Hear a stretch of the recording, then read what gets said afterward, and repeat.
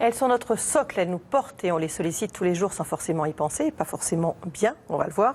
Le docteur donc vous donne des clés pour renforcer vos jambes. Elles nous sont essentielles pour marcher, pour courir ou même simplement pour nous maintenir dans une bonne posture. Mais en cas de blessure, de maladie qui nécessite un alitement prolongé, eh bien les jambes perdent beaucoup de masse musculaire. Elles répondent moins bien et la reprise de la marche peut s'avérer un petit peu difficile. Pour répondre à toutes vos questions, le docteur Patrick Legout qui est rhumatologue et médecin du sport et puis notre coach Karine Elbuic qui va vous montrer des exercices concrets pour vous aider justement à retrouver la vigueur de vos jambes. Mais d'abord, on va dire où c'est les jambes. Hein.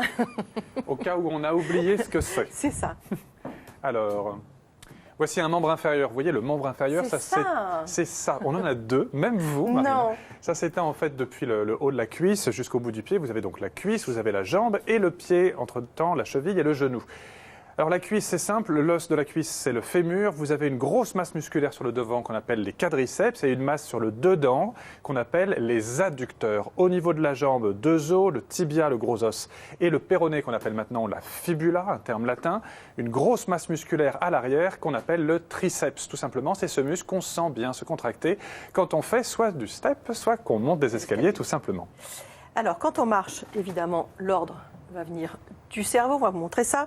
Il y a différentes parties du cortex qui s'activent, une information nerveuse qui va circuler le long de la colonne vertébrale pour être transmise ensuite à la jambe, pour commander évidemment le mouvement. Et on observe alors des mouvements d'antéversion et de rétroversion de la jambe. Alors, on répond à vos questions. Pourquoi est-il si important de muscler ses jambes? Est-ce que ça permet de protéger son dos?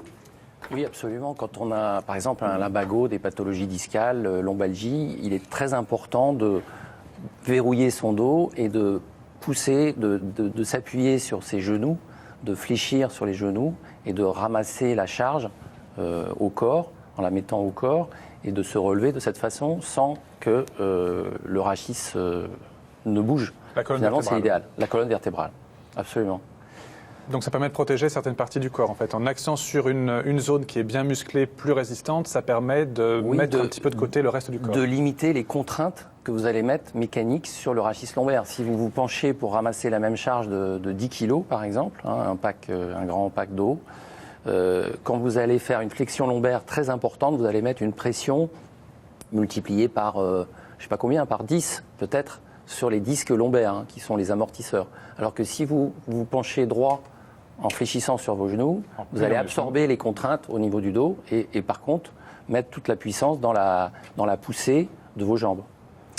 On nous demande à quel rythme il faut marcher pour que ça ait un impact sur les muscles. Quand vous courez à peu près tranquillement à 8 à l'heure. Je pense qu'une bonne marche, déjà 5 à l'heure, c'est pas mal. C'est pas la marche du quotidien. C'est pas la marche du quotidien, on va dire 3-4 à l'heure quand même. D'accord.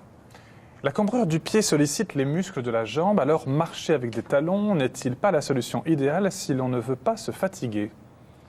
Alors marcher avec des talons, le problème c'est que ça met des contraintes sur l'articulation fémoro-patellaire au niveau du genou.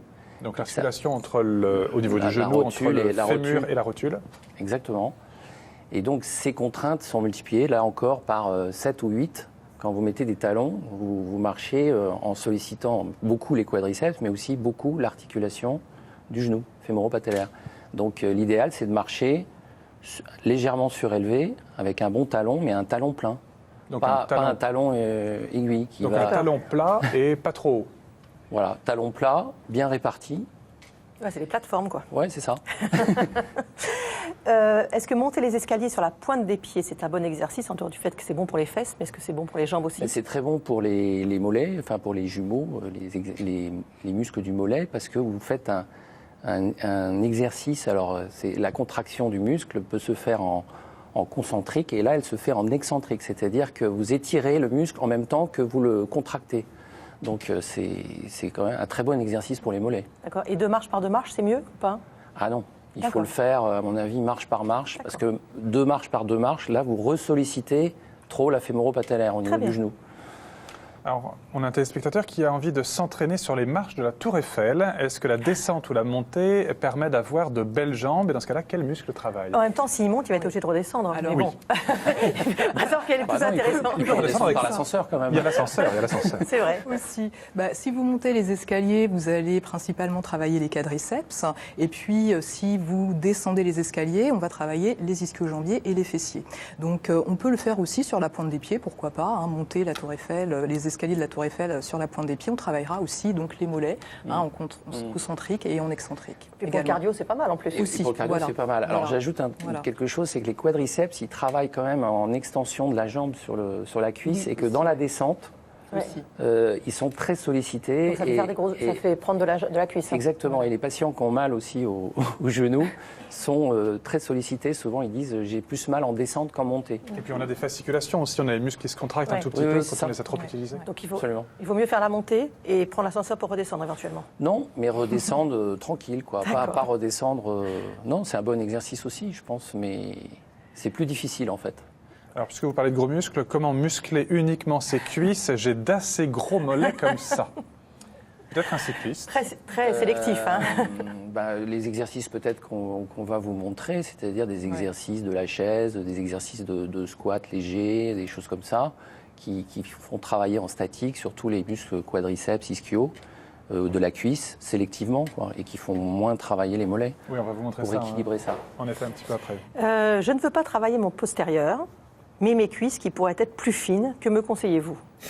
Moi, je vous conseillerais d'aller à la piscine, de faire de la natation pour affiner vos cuisses. Et puis, pourquoi pas aussi de prendre des petites palmes. Donc ça va vraiment affiner, galber la jambe. Des petites palmes. Voilà, des petites palmes. Et ça va affiner votre jambe. Ça, c'est des exercices qu'on peut faire en piscine. Il y a l'aquagym. Vous pouvez faire aussi de l'aquabiking. Et puis, vous avez aussi le vélo sans résistance. Ça peut aider aussi à affiner les jambes. Tout ce qui va être, par exemple, la course à pied aussi à allure modérée, va affiner les jambes. Hein. Oui, je suis tout à fait d'accord avec ça. Alors, il ne faut pas se tromper, il ne faut pas se méprendre sur l'aquabiking et le travail avec les palmes. On voit des gens qui se blessent parce qu'ils font une forte poussée en flexion du pied. Et donc, quelquefois, ils y vont un peu trop fort et ils se font des tendinites.